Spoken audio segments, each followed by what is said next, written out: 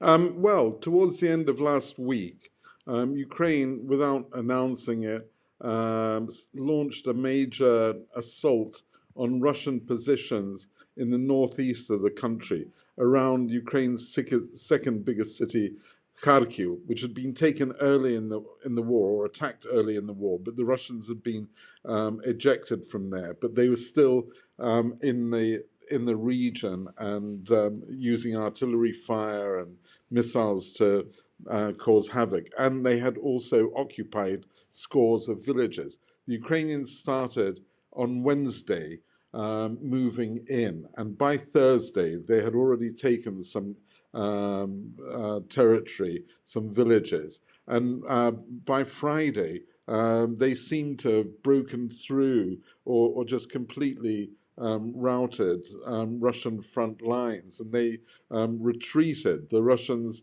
retreated en masse, leaving tons of equipment, tanks, armored personnel carriers, ammunition. And the Ukrainians have taken, as you say, an area about the size of Cornwall within days. Maybe they were as surprised as anybody else. Well, I was going to ask you that. I mean, I suppose at various points, counter-offensives may have been launched and perhaps nobody almost noticed because nothing happened. Is this a sort of that period over the last few days? Is that now finished? Is there more?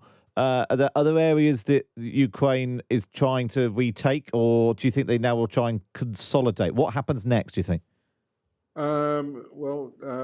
In the south, in the Kherson region, there are continuing Ukrainian advances there, not as dramatic as in the northeast, but villages and territory is being taken from the Russians there. And I think that will continue. In the northeast, the problem for the Ukrainians now is that they've taken so much territory so swiftly that they need to find the resources to keep that in terms of men and materiel.